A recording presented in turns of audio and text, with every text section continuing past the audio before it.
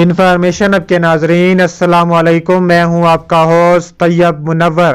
ناظرین گرامی، آج ہے 29 دسمبر 2020 اور آج کی بہت بڑی بریکنگ نیوز آپ کے سامنے رکھنے جا رہا ہوں، تو آپ سے گزارش ہے کہ ویڈیو کو شروع سے لے کر اینڈ تک پورا دیکھیں۔ عراق کے بعد اب بغداد میں امریکی فضائی اڈے پر ایران کے 15 راکٹوں سے حملے، امریکہ کے 34 مزید فوجی جہنم واصل کر دے اور 33 زخمی کر دیے۔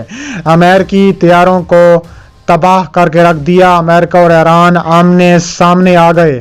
پوری دنیا میں جنگ کی وارننگ جاری کر دی گئی۔ امریکہ مزید انتقامی کارروائی کے لیے تیار رہے۔ ایران کی سپاہ پاسداران انقلاب کا دھماکہ خیز اعلان۔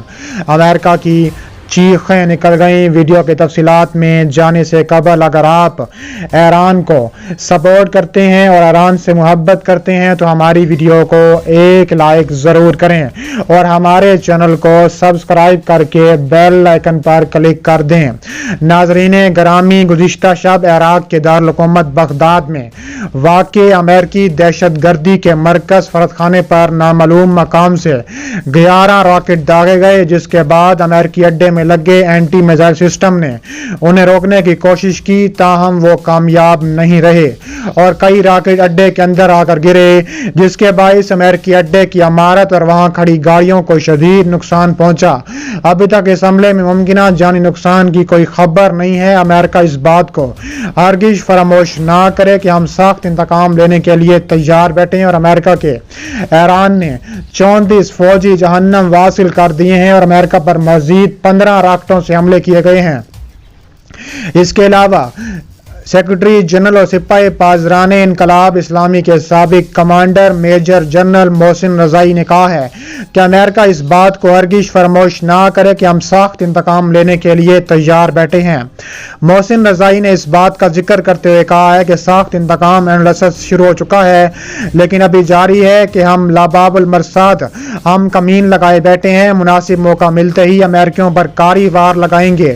محسن رضائی نے ریڈیو استقامت کی افتتاحی تقریب سے خطاب کیا۔ انہوں نے کہا ہے کہ جنرل قاسم سلیمانی عالمی استحکامی محاذ کے شہید ہیں۔ انہوں نے کہا ہے کہ شہید نے اپنی حیات میں ایران کی بہت بڑی خدمت کی ہے۔ محسن رضائی نے کہا ہے کہ جنرل سلیمانی نے ان آخری 10 برسوں کے دوران استقامت کی بلند و بالا چوٹیوں کو اور بھی زیادہ بلندی عطا کی اور آج اپنی شہادت کے بعد وہ خود ایک بلند چوٹی تصور کیے جاتے ہیں۔ انہوں نے کہا ہے کہ جنرل قاسم سلیمانی آج ایک حریت پسند مکتب بن چکے ہیں۔ محسن رضائی نے کہا ہے کہ امریکہ مطمئن رہے کہ ہم اپنی تدابیر اور پلاننگ کے ذریعے جب تک اسے خطے سے نہیں نکال دیتے ہمارا سخت انتقام پورا نہیں ہوگا۔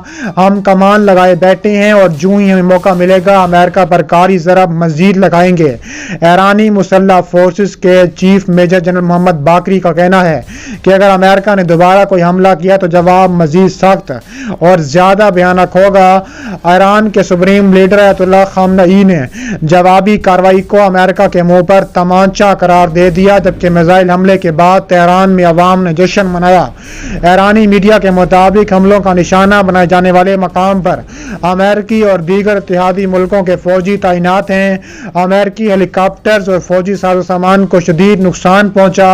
ایرانی سرکاری میڈیا نے بہت بڑا دعویٰ کیا ہے کہ امریکی فوجی اڈوں پر حملے میں 35 فوجی جہنم واصل ہوئے، جبکہ امریکی ہیلی کاپٹر اور ساز و سامان کو شدید نقصان پہنچا اور امریکی طیاروں کو تباہ کر کے رکھ دیا۔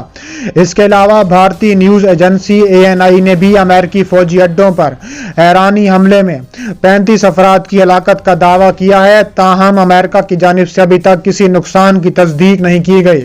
ایران کے سرکاری میڈیا کا کہنا ہے کہ امریکی صدر کا سب ٹھیک ہے کا بیان نقصان کو چھپانے کی کوشش ہے۔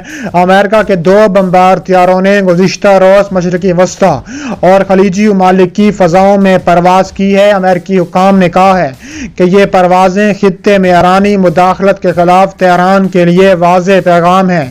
اگر ایران نے خطے میں کسی قسم کی تقریبی کارروائی کی کوشش کی تو سخت جواب دیا جائے گا۔ عرب ٹی وی کے مطابق امریکی طیاروں نے خلیجی پانیوں میں اڑانیں بھر لی ہیں اور یہ ایک ماہ کے دوران دوران تیسری امریکی جنگی طیاروں کی پروازیں ہیں۔ اس خطے پر 2 BH-52H اسٹرائفرز طیاروں کی پرواز 1 مہینے سے بھی کم عرصے میں اپنی نوعیت کی دوسری پرواز تھی۔ یہ پروازیں امریکہ کے مشرق وسطی کے ساتھ جاری وابستگی کا اشارہ ہے۔ اگرچہ صدر ڈونلڈ ٹرمپ کی انتظامیہ نے افغانستان اور عراق سے ہزاروں فوجیوں کو واپس بلا لیا ہے، مشرق وسطی میں پرواز کرنے والے B-52 جنگی طیارے روایتی اور جوہری ہتھیار لے جانے کی صلاحیت رکھتے ہیں۔ عام طور پر امریکہ کے چھوٹے جنگی طیارے ہی مشرق وسطی میں پرواز کرتے رہے ہیں۔ B-52 جیسے بمبار طیارے مشرق وسطی میں بہت کم پروازیں کرتے ہیں۔ دشمنوں نے اپنے علاقے میں بمبار طیاروں کی پروازوں کے بارے میں اکثر شکایات کی ہیں اور انہیں اشتعال انگیزی قرار دیا جاتا رہا ہے۔ مشرق وسطی کے خطے کے اعلیٰ امریکی عہدیدار جنرل فرینک میکنزی نے ایک بیان میں کہا ہے کہ ایک نان سٹاپ مشن کے دوران دنیا بھر میں اسٹریٹجک بمبار طیاروں کی اڑانیں متعدد علاقائی شراکت داروں کے ساتھ قریبی کارروائی تعلقات اور علاقائی سلامتی اور استحکام کے لیے ہماری مشترکہ وابستگی کی عکاسی کرتا ہے۔ امریکی حکام نے رواں سال جنوری میں بغداد ہوائی اڈے کے قریب ایرانی قدس فورس کے کمانڈر جنرل قاسم سلیمانی اور علاقائی ملیشیا کے سینئر رہنماؤں کی ہلاکت کا 1 سال مکمل ہونے پر ایران کی طرف سے ممکنہ جوابی اور انتقامی کارروائی کا خدشہ بھی ظاہر کر چکے ہیں۔ اس کے علاوہ ایران کی حمایت یافتہ ملیشیا عراق میں امریکی تنصیبات پر معمول کے مطابق میزائل فائر کرتے رہے ہیں۔ امریکیوں نے خدشہ ظاہر کیا ہے کہ ایرانی حمایت یافتہ ملیشیائیں زیادہ مہلک حملہ کر سکتی ہیں۔ مرکزی کمان کے کمانڈر جنرل کینتھ میکنزی نے کہا ہے کہ ایران نے اپنے زیر اثر ملیشیاؤں کو جدید ہتھیار فراہم کیے اور اب وہ تہران سے رجوع کے بغیر کارروائیوں میں مصروف ہیں۔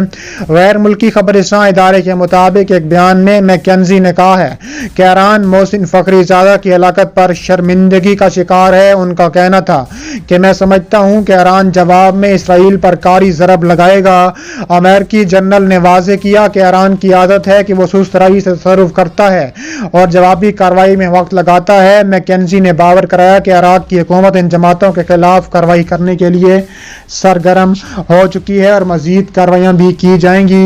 اس کے علاوہ قاسم سلیمانی کے جانشین کے کمزور ہونے اور تہران میں ایرانی قید کے پیش تنازع کے باوجود ہونے کا ثبوت شام میں مبینہ طور پر اسرائیلی طیارے کی ایران اور عراق کی فوجی تنصیبات پر بمباری کے نتیجے میں 8 اہلکار، 4 شہری اور 2 عراقی حکام ہلاک ہو گئے ہیں۔ بین الاقوامی خبر رساں ادارے کے مطابق شام میں عراقی سرحد کے نزدیک ایک طیارے نے بمباری کی اور بمباری میں عراق اور ایران کے اسلحہ ڈپو کو بھی نشانہ بنایا گیا تھا۔